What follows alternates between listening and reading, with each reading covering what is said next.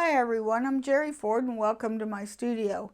So what we're going to do tonight is we are going to learn how to put this quilt in the hoop type project together using a slightly different method than is usually done by Need a Good Designs, and a bunch of different companies do this type of quilt as you go type project. I'm going to show you how I assemble the quilt. A lot of times with the quilt as you go type projects, then you would have lumping and bunching and high spots and gaps and that throughout the quilt.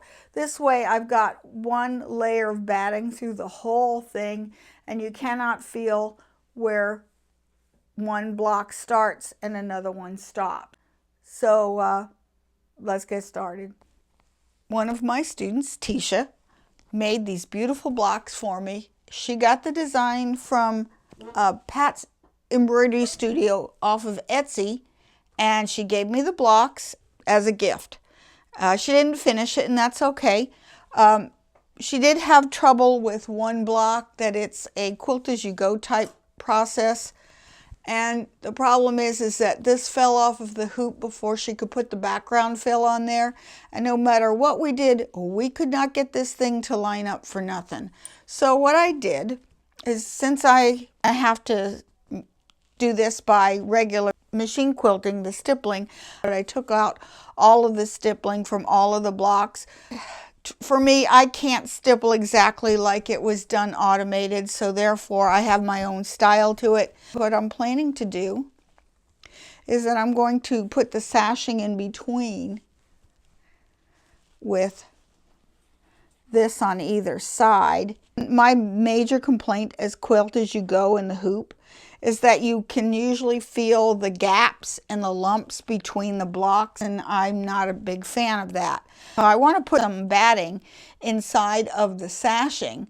However, I'm going to quilt it so that it'll be nice and secure. I'm going to sew these two together and these two together, but here's my two blocks for my row that goes in the center.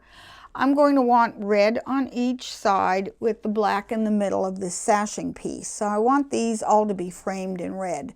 So here is my stitching line for the embroidery. So I made a mark 1/4 inch away. I'm going to put these right sides together, and I want to cut one strip. This is 2 inches wide. This is each of these are 3/4 of an inch wide. And I'm going to sew these together and press them open. I'm going to sew them 1/4 inch as accurately as you possibly can. So I'm going to go ahead and do that off camera. Okay, now they're sewn, and I have pressed them towards the center. Okay, so I have, this is nice and flat here. So I'm going to center this. Now, see that line that I drew, the 1/4 inch away from the seam line? So if you can see, you've got, this is where my stitching for the block ends, and that's 1/4 of an inch away. So I'm going to put a tiny bit of glue, and I'm going to use my Elmer's washable glue, and I want to put this just inside. You don't want to saturate this with glue, just a little bit of glue. And Elmer's washable glue is nothing but starch, so therefore it's going to stick. And then I'm just going to center this, and I'm going to put this just a tiny bit away from that line. Okay, I want to be able to see that line. Okay, and it's going to help if you heat set this down. Now, I used a friction pen, so that mark is going to go away. So that's, I'm going to try to avoid the mark. I didn't quite get it, but you get the idea. That sets it down. You could use a pencil line. In fact, on the next one, I'll put that in line in pencil so it doesn't go away. And I'm going to sew 1/4 inch from the edge of this red, so therefore it's going to give me a 1/4 inch piece of sashing. So I'm going to do that at the machine, and I will be right back. Okay, here it is, and I've pressed it open like that. So you've got a lot of room here. I'm going to repeat for this other side. But before I do that, I want to make sure that these blocks don't get shifted up and down. So I'm going to find the stitching line down here. And I'm just going to mark it all the way across. Okay. And I'm going to repeat that for the top. Same thing, here's the line. Go straight across.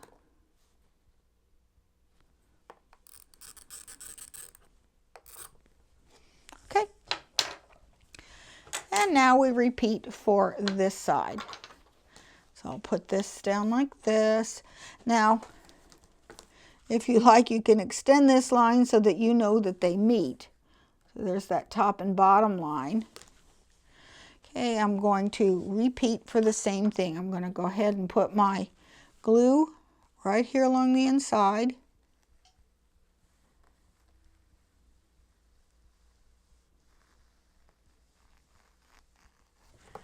Okay, this is inside the seam line.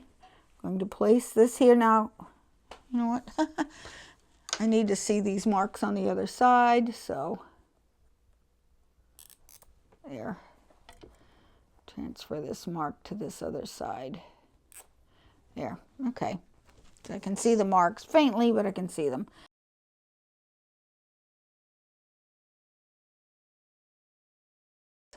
Match up this line. One seems to have stretched a little bit. So I'm going to give this a little stretch and line it up. Okay, and I'm going to heat set this down.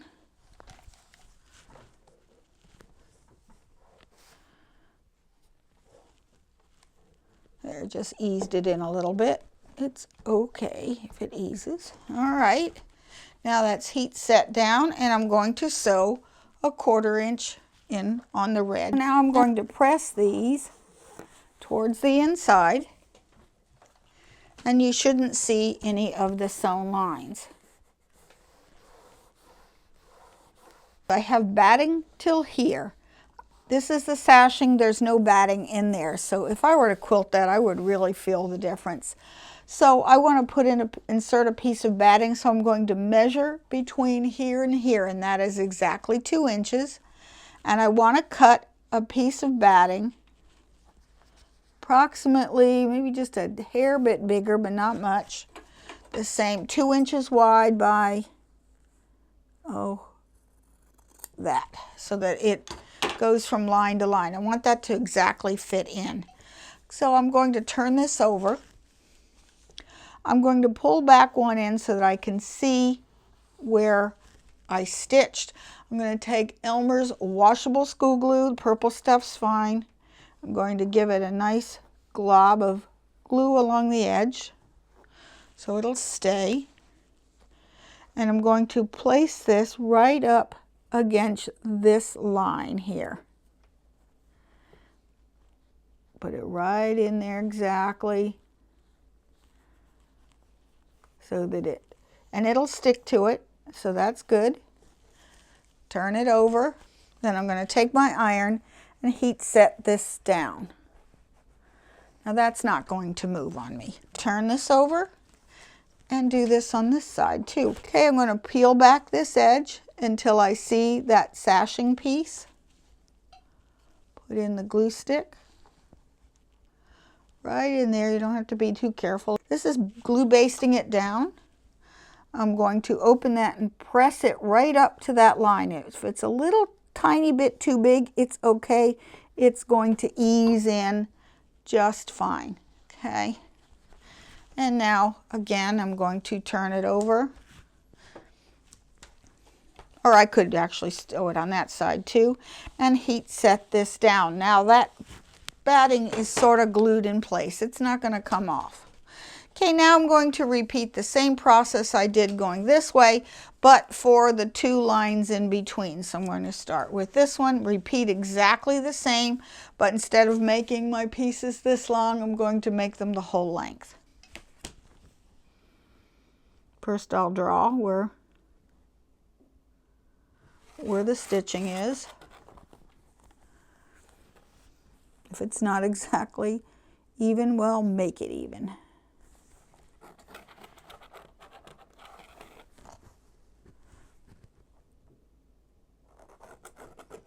You can go ahead and mark the top if you like to, and I'm going to do that on the other side as well. Mark all these lines and repeat the process.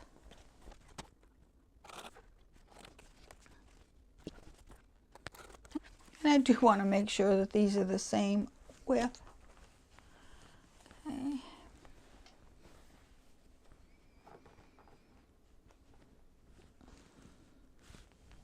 And they are. They're the same width, so I'm good to go. Okay, so I'm going to measure 2 of these and one 2-inch piece. And I'm going to sew these on either side of this border piece off camera. So I've got it stitched on either side. And now I'm going to put my glue with the Elmer's washable school glue, and I marked where those seams are so that I could make sure that everything is even, and just mark right inside, glue right inside in between these 2 lines that I drew all the way across. Place this, go over at least 1/4 inch here. Okay, and then just set these down so that you can see the line a little bit. I'm going to heat set this down. And now I'm going to sew a 1/4 inch here. And I'll do that off camera. Later on, press this. I'm not going to press it just now. But what I want to do is where these are, I want to mark them all the way. And I'm going to do it on both sides. So I just took a little ruler and marked it all the way down, because these are the places where I want things to match up. And I transferred them on the back. You can see the same spots because here's that sewing line. So I just pushed this all the way down. Here's the sewing line where the sashing is. And same thing here. On the other side,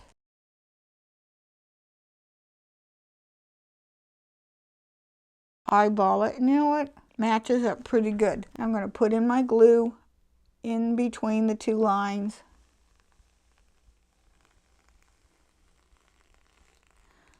Right up to this one. Okay, and I want to match up there. See, there's the line here with this inside of this seam, and here's that matching up with that line there. Okay, so I'm going to just press it into place for right now. So I'm going to also pin right there and at the end and right here. Okay, that way I know it won't shift. Okay, I'm going to repeat the process for over here. And make that ease in. Give it a little tug because they're not quite exactly even, but it's going to ease in. Then I'll heat set it down on this side.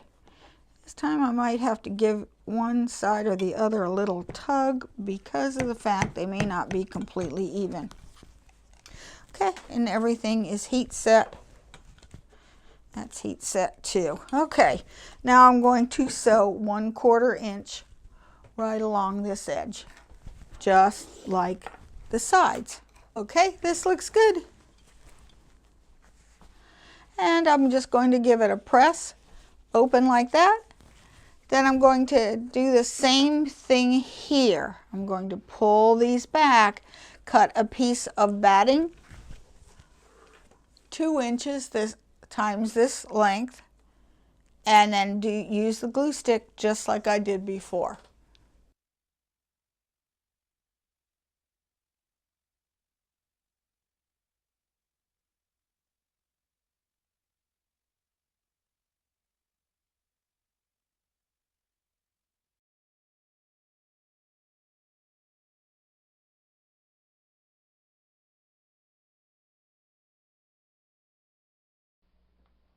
Okay, now what I like about this now, notice how it's nice and smooth. You can't feel any gaps, you can't feel any lumps. So that's why I like this method, because now I've got a nice smooth section in the sashing. And now for the cornerstones. I'm going to go ahead and measure them, and they're 3 inches across. So I'm going to know that my border's got to be, the black part of the border's got to be 3 inches wide. So I'm just going to cut a couple of strips 3 inches wide. Actually 3.5. I'm going to add for seam allowances, so it'd be 3.5 inches wide. And of course I'm also going to cut another strip of 3/4 inches for the red sashing accent. And so for the side, I'm going to start with the side borders. And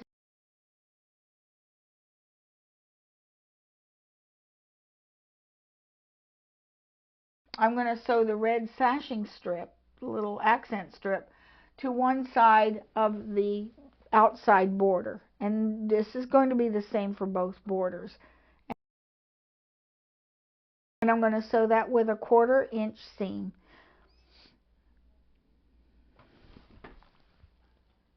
Okay, now I'm also going to mark, just so you can see it, the stitching line for the blocks. And of course go all the way across. And then I'm going to measure out 1/4 inch out and mark another line, because that's where I'm going to place my fabric. Because I'm not going to trim the blocks at this point. I'm not going to trim it square. I don't want any hard edges. It's fine. It can be a little bit bigger. It's only fabric. So I'm going to mark those lines. And just like we did with the sashing, the 2 lines, I'm going to put the red against the edges from top to bottom and just sew it. Okay, I have sewn my red strip onto the border, and I've pressed it towards the border piece. Now I'm ready to put this on the right side. Or actually, it's the left side of my wall hanging. So I measured this to 17 3/8. I'm just going to pin this into place. So here is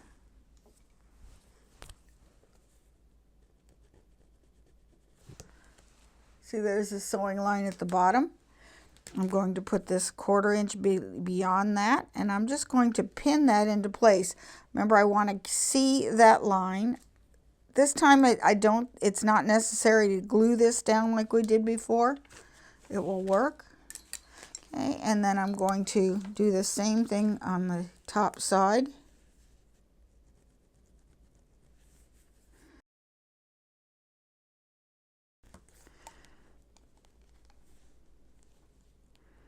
Pin it into place. Okay, I'm going to just sort of pull this so that it's nice and flat and pin it in a few places. And then I'm going to go to the machine and I'm going to sew a 1/4 inch away from this line. There it is. I've sewn it on and pressed it towards the outside. And they should be at least 1/4 inch from this bottom seam and from this top seam. It can be a little bit bigger. Now we need to apply the batting. So I'm going to turn it over. And I want to measure the edge of the batting from the piece before, the block, and the edge, and it is 3.5 inches.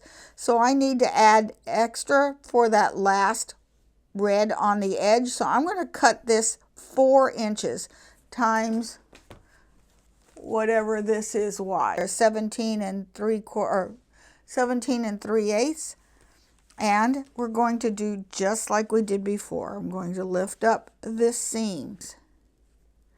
Okay, I'm going to lift that up, and where's my glue stick? Just like before, no difference.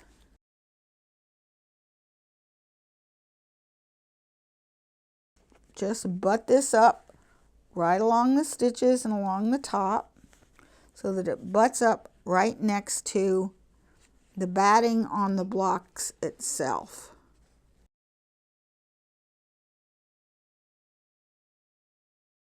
What you can do is you can actually just take a little bit of glue along this edge, just a little bit, just to keep this big piece of batting from shifting around.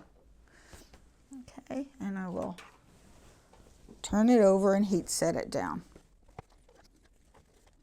Okay, and I'm going to repeat for the other side. Now we're going to do the top and the bottom differently. Okay, I've marked my lines here. I'm going to put the glue in between the lines, and then I'm going to heat set this red strip into place.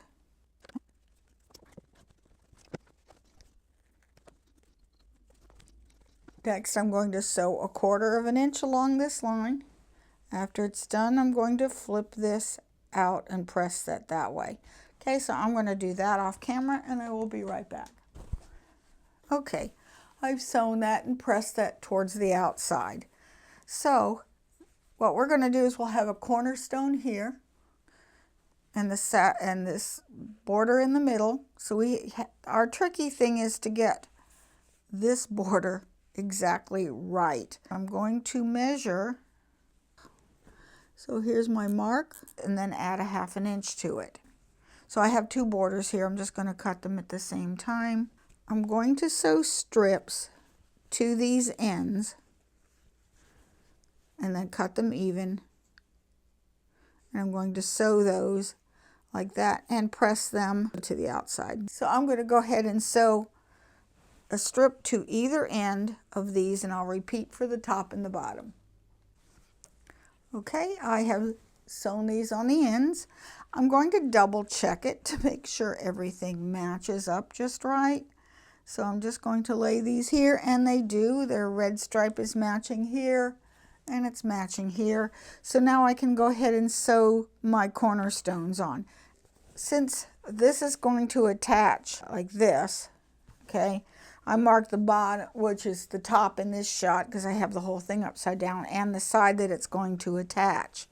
So I'm going to match this up this way right here. I'm not that concerned at the top. Just make sure this bottom corner is just right, and I'm going to sew that in, and then on both sides, and then we will sew this to this piece.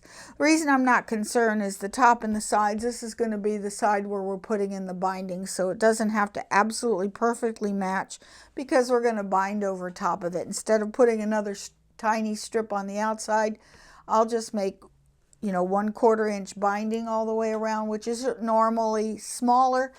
However, I want this smaller because it's a wall hanging, and I like 1/4 inch binding on the edge as versus 1/2 inch, which now if you are planning to do 1/2 inch binding, what I would do is I would make all of these strips at least another 1/4 inch wider, so that you could have a 1/2 inch all the way through and have it look cohesive, rather than have a 1/4 inch here and a 1/2 inch here and 3/4 inch or whatever on the outside. I like them all to be the same. So I'm going to go ahead and I'm going to just sew 1/4 inch this way. Okay, so I will be back as I sew this on. Okay, I have it sewn. I'm just going to finger press it for now. Okay, and I have that mark right there where I want my seam line to go. Now we're going to sew these together. This gets a little tricky because these seams are going to fight you. So what I'm going to do is just pin them back, just so that they aren't being obnoxious. And they can be. Use as many pins as you like. I'm going to use quite a few. This thing is really stiff. And it's these reasons why I actually prefer, when I have a quilt in the block, I prefer to do my own quilting. So usually I will not put batting back here when I'm embroidering it, because this is what happens, is that you're going to have to fight the batting and the stabilizer to sew this very narrow seam down. And now we can go ahead and you can glue this into place. It might be easier. It's up to you. So you want to match up And I've extended those lines with a piece of, with just the friction marker for now. And usually I'll use chalk, not friction marker, because I want to line these up. This line. And I may just glue certain spots of it. There. I'm just going to take my time.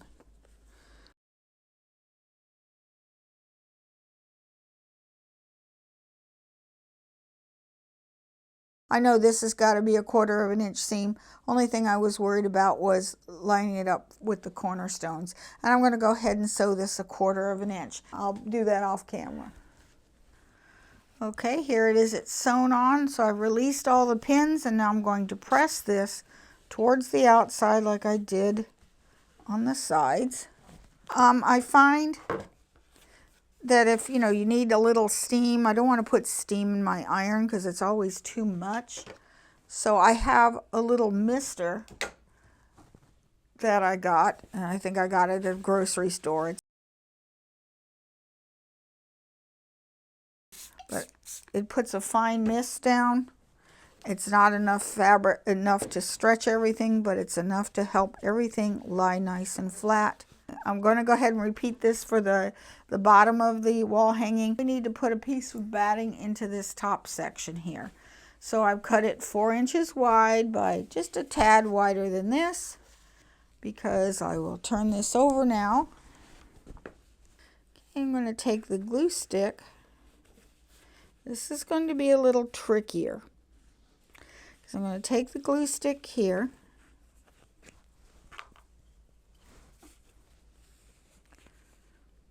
I'll do half of it first, just like before.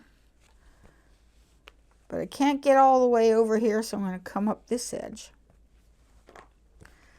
Okay, this gets put all the way into here. Lay that right next to it. Put all these in right up against the stitching, just like before. Just set it in.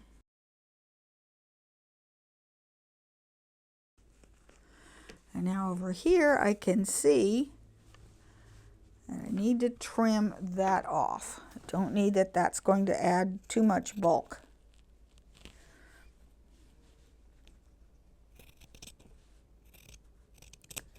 There. Okay. Now there's 2 little sections that are problematic right here on the end. Right on either side. There's nothing in there. This is easy to fix. Okay, just cut a little strip.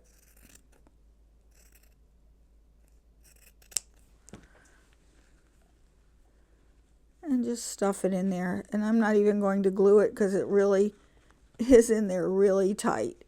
Push it in there all the way out. And that's good. Okay, same thing on this side.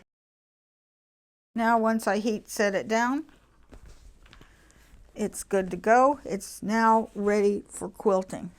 Since this was trimmed away, I have to stuff the binding. When I go to put the binding in there, it's not going to have anything there. You're going to have a nice nasty little gap in there that is not making me happy.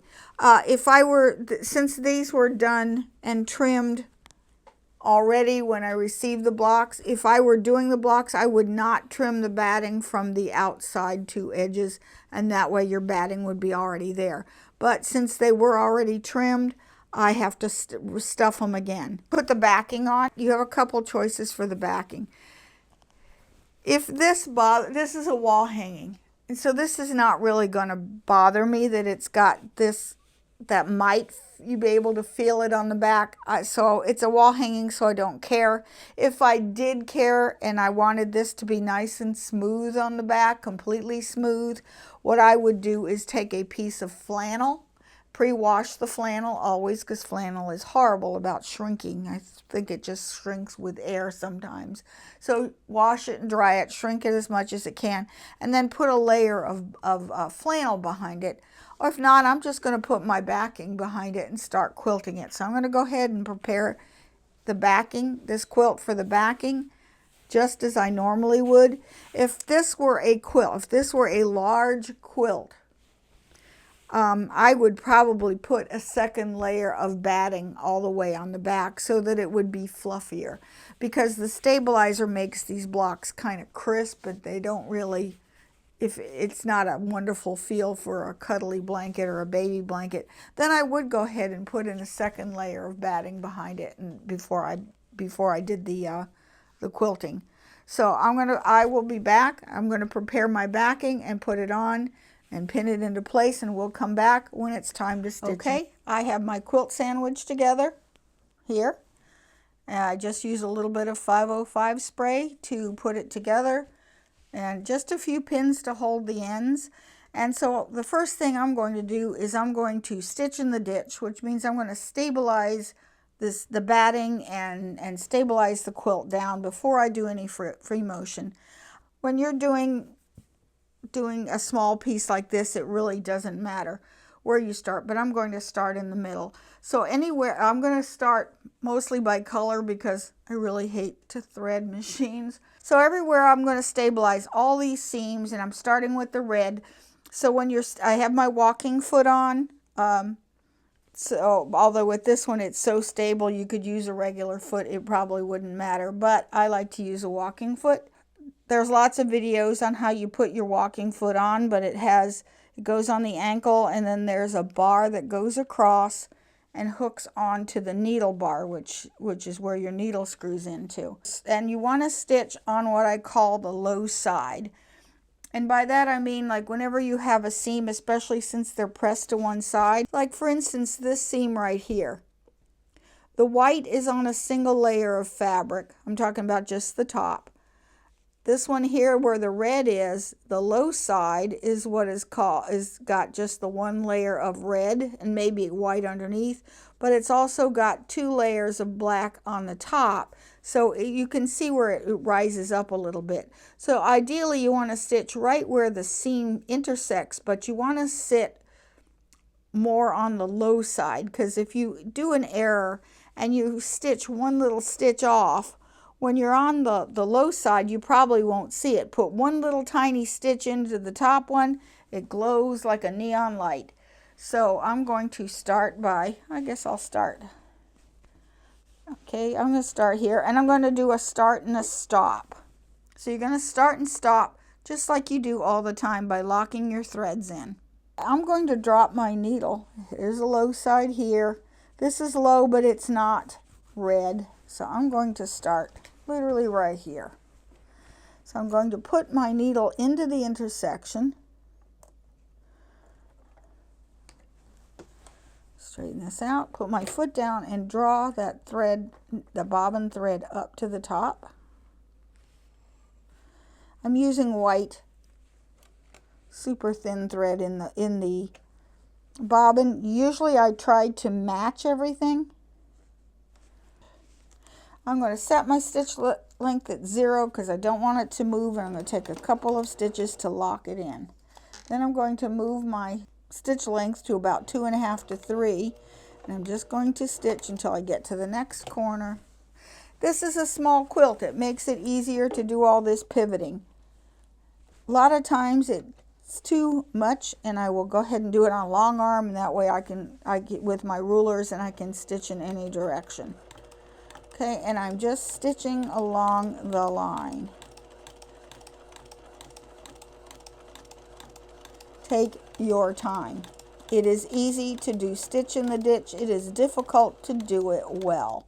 And usually I like to take an extra light, because you can't have enough light when you're doing stitch in the ditch. And I'm going right in the lines. And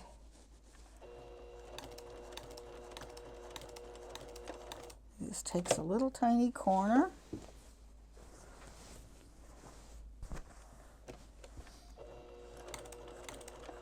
And now to finish the stitch, I turn my stitch length back to 0, do about 3 stitches in one spot. Then I'm going to pull my thread forward, trap it, and then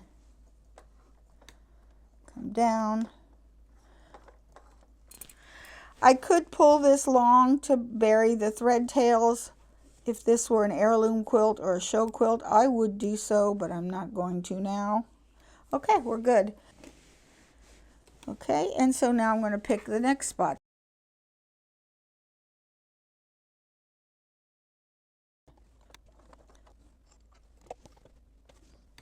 Bring my bobbin thread up, 0.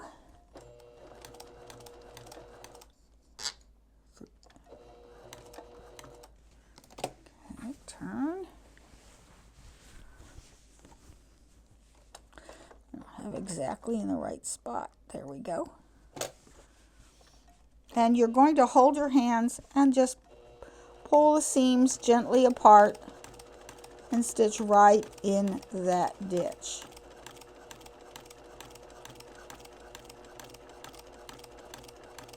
And that, when I stitch in the ditch, that is about as fast as I'm going to go. It is easy to stitch in the ditch. It is difficult to do it well. Okay, and back to 0.